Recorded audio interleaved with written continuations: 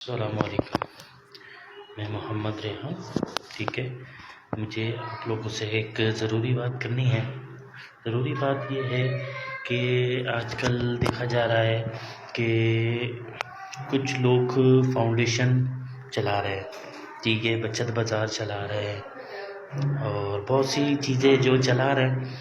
اب کہنے کا مطلب یہ ہے، یہ اچھی بات ہے، چلا رہے ہیں، مگر کچھ لوگ ایسے ہیں جو سفید پوش ہیں، جن کو کھانا میسر ہے مگر کسی پہ قرضہ ہے، کوئی گھر کا کرایہ نہیں دے پا رہا ہے، کسی کے گھر میں چینی نہیں ہے، کسی کے گھر میں آٹا نہیں ہے. ٹھیک ہے، مگر یہ ہے کہ افطاری کے لیے الحمدللہ رمضان میں ہم نے یہ دیکھا ہے اور آزمائی بھی بات ہے کہ اللہ پاک رزق دیتا ہے، یعنی افطاری مل جاتی ہے، سحری میں سحری مل جاتی ہے. ٹھیک ہے نا.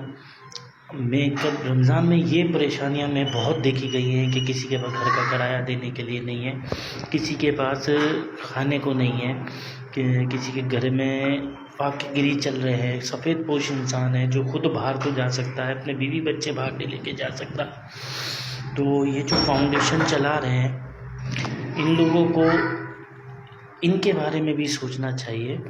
ٹھیک ہے نا. تو میرے رابطے میں ایک دو فاؤنڈیشن سے، ٹھیک ہے، میں نے ان سے رابطہ کیا کہ یار کچھ لوگ ایسے ہیں جو کسی نہ کسی وجہ سے پھنسے ہوئے ہیں، کوئی قرض میں پھنس گیا ہے، کسی کی جان کو بنائی ہے. کسی کی جان بچانا بھی صدقہ جاریہ ہے، مگر یہاں پہ لوگوں کو فاؤنڈیشنز کے ذریعے، یعنی ان کی ٹی شرٹ ہونا بہت ضروری ہے، فروٹ 10 روپے کلو سستا بیچنا بہت ضروری ہے، روٹی 10 روپے سستی بیچنا بہت ضروری ہے.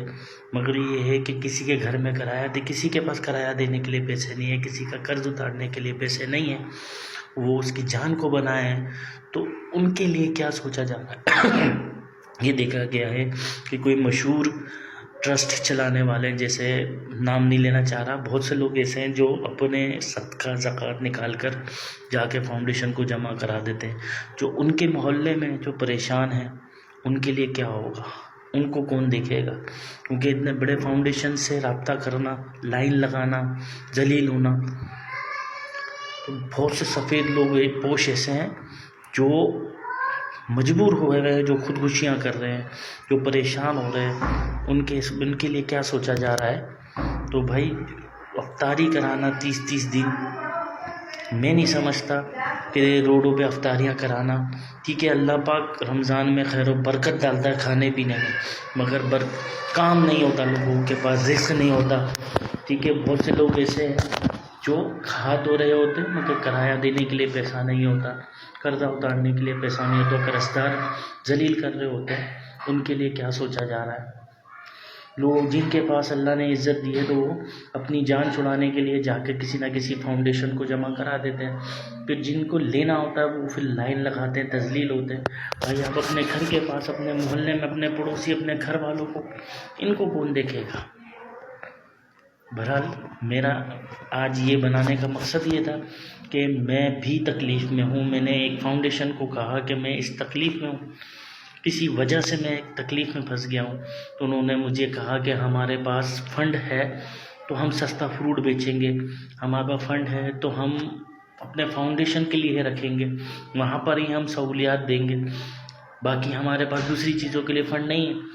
تو برائے مہربانی کہ بہت سے لوگ ایسے ہیں جو اپنے گھر میں محصور ہو کے بیٹھے ہوئے ہیں، ان کے پاس کھانے کو نہیں ہے، ان کے اوپر قرض ہے جو ان کو تکلیفیں پہنچا رہے ہیں.